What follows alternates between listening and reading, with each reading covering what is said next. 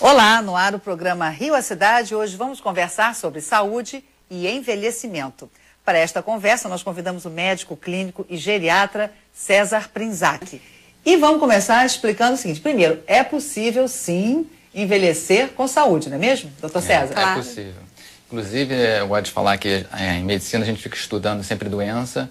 E há 2 anos atrás, é um estudo enorme que foi feito em Harvard, onde eles compararam o envelhecimento com saúde. Ou seja, eles ficaram acompanhando pessoas que quem tinha doença eram excluídos e eles começaram a acompanhar só os que conseguiram vencer essa corrida contra o tempo, né? Então as pessoas foram acompanhadas por 60 anos, dos 24 até os 84, 85, e eles conseguiram aos 50 anos separar 7 fatores que teriam um fator preditivo para o envelhecimento com saúde próximo aos 70, 80 anos. Vamos falar dos fatores, então? Eu até teria que dizer que uma das surpresas que esse estudo mostrou é que muito não depende da parte científica, não depende da parte medicamentosa, depende simplesmente de você exercer seu livre-arbítrio. Olha só. É você aos 40, 50 anos, se você pratica atividade física, que é uma questão própria sua, de disciplina, é um dos fatores. O segundo seria você não abusar do álcool, que também é uma questão de comportamento. O terceiro é não fumar, né? Também é comportamento, é opção, é livre-arbítrio. O quarto seria que as pessoas que são casadas vivem mais do que as que são solteiras, quer dizer, o companheirismo, parceria é um fator que diminui seu estresse, faz com que você possa viver mais, isso é comprovado. Isso entendido assim, pessoas que têm uma união estável. Qualquer união estável, não estou falando o casamento heterossexual, não. Tá. Qualquer união estável exatamente. Gera também uma saúde e um envelhecimento melhores, exatamente. É isso? Gera uma saúde para os dois. Para os dois, né? Então esse é o quarto fator. Qual é o quinto fator seria as pessoas terem mecanismos de defesa, que são mecanismos que você desenvolve desde pequeno, com você estimulando a autoestima da criança, ela vai se tornar um adulto que vai ter mecanismos de se defender contra estresse. Ah, isso que eu queria saber. Não é a defesa do organismo, que aí passaria certamente pela alimentação, pelo não estresse, mas é capacidade, vamos dizer assim, psicológico-emocional? Exatamente. É isso? De enfrentar o estresse, do qual nem sempre dá pra gente fugir? É você ter o jogo de cintura, você saber pegar um limão, tornar daquilo uma limonada, como eles falam em inglês. E são mecanismos psicológicos que fazem com que você saiba lidar com o estresse.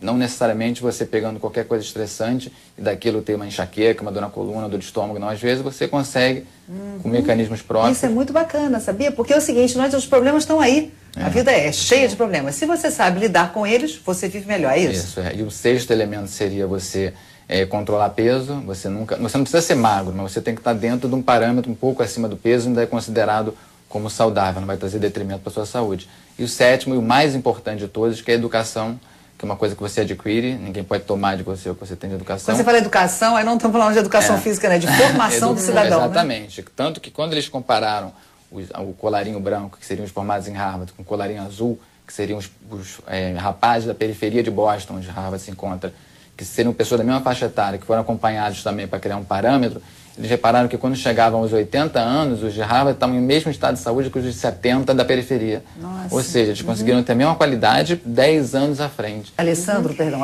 de Duque de Caxias pergunta para o doutor Prinzac, na sua visão médica, qual é a importância do profissional de educação física para pessoas na terceira idade? O melhor amigo do geriatra é o fisioterapeuta e o professor de educação física. São os que vão trazer mais benefícios, muito mais benefícios do que medicação, do que antidepressivo, remédio de pressão, diabetes. Eu posso estar sendo um pouco radical, mas eu acho que quando você pratica atividade regular, mesmo que você inicie com 70, 80 anos, sempre tem ganho. Sempre você vai ter ganho de massa muscular, de condicionamento físico, de equilíbrio, balanço. Quer dizer, você vai conseguir ter um ganho que vai diminuir a morbidade cardiovascular, vai diminuir a chance até de ter câncer, que é uma coisa comprovada. Pois é. Pelo condicionamento físico. E fora o aspecto do bem-estar. Né? O social, né? Importante, né? A participação do convívio. Como é bom fazer exercício, como é bom correr, liberar as endorfinas. Toma bem de remédio, por isso que não é tão divulgado. É um grande remédio, né? O dia que as pessoas descobrirem, as farmácias vão ficar mais vazias, né? Quais são as gorduras? As gorduras, elas são totalmente vilãs ou um pouquinho delas é necessário ao organismo? Eu diria que é difícil você dizer aquele alimento é isso, aquele faz bem, aquele faz mal. Tentar isolar, porque não tem a fórmula mágica, né? Mas existe um conjunto, né, doutor César, de alimentos que hoje, sabidamente, fazem bem ao funcionamento do organismo e, portanto... Com certeza, mas a ciência já está bem adiantada nesse ponto. A visão global, eu diria que você poderia até ter uma coisa mais ampla, que eu daria como exemplo a dieta mediterrânea. Que quando, na Segunda Guerra Mundial, o médico americano estava visitando as tropas, ele começou a acompanhar as pessoas da área mediterrânea e começou a reparar por que eles tinham tão pouca doença cardiovascular comparado ao americano, que gasta muito mais em saúde, toma muito mais remédio. Verdade. E aí, dessa época da Segunda Guerra, quando ele voltou para os Estados Unidos, ele começou a fazer estudos baseados nessa comparação da dieta americana com a dieta mediterrânea. E aí, hoje em dia, a dieta mediterrânea é a dieta escolhida pela Sociedade Norte-Americana de Cardiologia como a dieta ideal. Quer dizer, ela não está te proibindo isso ou aquilo, mas ela estimula que você coma fibras, ela estimula que você tome o vinho, que o vinho comprovadamente faz bem. Pois é, então o azeite. Pois é o azeite de oliva, não é isso, Aline? É extra virgem de preferência. Extra virgem, é o trigo integral, não é isso? Isso, fibras, cereais integrais. Fibras, cereais, gergelim, para a gente também dizer que dieta... Pouca fritura, né? Eles não costumam comer tanta exatamente. fritura, né? Eles não têm essa quantidade tão grande da gordura saturada, conforme ela falou. E a gordura não é tão vilã assim. A questão toda é que se você tem um metabolismo que você está consumindo o equivalente do que você está gastando, então isso não tem problema. Inclusive, todos os nossos hormônios são feitos à base de gordura, né? Então, aquelas pessoas que não comem gordura nenhuma, de uma certa maneira, você vê a mulher anorética, ela não menstrua, né? Ela deixa de produzir hormônios simplesmente porque ela está completamente privada da gordura. Antes do Ricardo São João de Meriti, olha só, é verdade que depois de fumar por 50 anos, é pior parar de fumar do que continuar fumando? Não, completamente ao contrário. O quanto antes você para, mais benefício você vai obter. Tanto que fizeram um estudo na Inglaterra por 60 anos com fumantes, e os que paravam perto dos 30, 40 anos tinham expectativa de vida normal, igual de qualquer pessoa. E, ao passo que se você continuar fumando, se você parar perto de 70, 80, provavelmente você perdeu 7 a 10 anos de vida que você poderia ter tido simplesmente por ter fumado. Em relação ao açúcar, antes de eu passar para a próxima pergunta, em relação ao açúcar, ele realmente, nós já falamos das gorduras, um pouquinho delas é necessário ao organismo. Em relação aos açúcares... Acho que não é restringir, você tem que evitar o excesso. Eu chamo às vezes o açúcar como se o açúcar fosse corroer o teu organismo por dentro.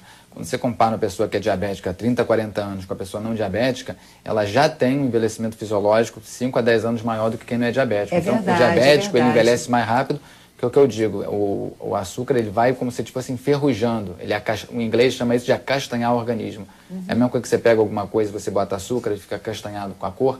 Dentro do organismo, você cria moléculas que vão grudando açúcar e com o envelhecimento vai sendo cada vez mais acelerado, infelizmente, no diabético, né? Então, o controle... Para os telespectadores, a Rita de Manguinhos quer saber o seguinte: se a AIDS na terceira idade é muito comum, e ela gostaria de saber um pouquinho mais sobre isso. Fala, doutor César. Felizmente, não é muito comum, mas é uma doença que está começando a se espalhar na terceira idade, depois que surgiram essas medicações para distúrbio erétil, né? Viagra, não estou fazendo propaganda, mas essas medicações conseguiram fazer com que as pessoas, numa idade que já não estavam tendo práticas sexuais, retornassem às práticas sexuais. Daí aumentando o risco, né? Já que eles já não tinham o costume de usar preservativo, né? Então, essa estatística nos Estados Unidos agora está mostrando que é uma das faixas onde há um crescimento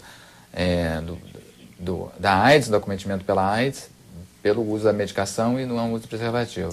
Alguns anos atrás, um político na Inglaterra, ele queria criar uma sobretaxa sobre os alimentos gordurosos para tentar diminuir o consumo do alimento gorduroso, que são os mais baratos, e ele queria criar um subsídio para estimular o consumo da linha healthy, das comidas saudáveis, né? Porque são mais caras. Então, às vezes você querer comer bem, nem sempre é possível. Apesar de que se você for fazer uma dieta rica em frutas, mas isso tudo, conforme ela falou, tem que vir de berço. Se você na escola tiver uma educação alimentar para as crianças e elas criarem bons hábitos já da época da escola, elas vão se tornar adultos capazes de ter uma melhor escolha sobre o que eles vão comer.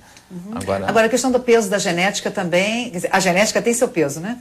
Tem, mas felizmente o peso ambiental é muito maior do que o da genética nesses distúrbios de obesidade. Quer dizer, eu acho que cada vez mais que a gente sabe o que a gente conhece de genética, cada vez mais a gente vê que a genética, a contribuição é menor do que a gente espera. A Selma de Alcântara diz que a mãe dela tem 78 anos, sente fraqueza nas pernas e sofre de osteoporose e diabetes. Que alimentos ela deve consumir ou evitar? É engraçado dizer que a mãe sofre de osteoporose. Não, a mãe tem osteoporose. Você só sofre de osteoporose no dia que você tiver uma fratura. E conforme ela estava falando, a gente tem que ter uma ingesta de cálcio perto de 1 grama por dia.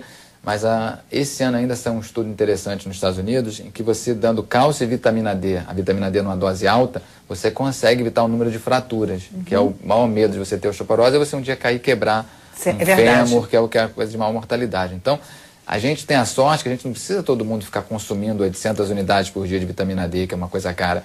20 minutinhos, 3 vezes na semana de exposição solar, você fabrica a vitamina D o suficiente para evitar a fratura. Muitíssimo obrigado. Obrigada a todos vocês que nos acompanharam hoje sobre o tema saúde e envelhecimento. Um grande abraço, até o próximo encontro.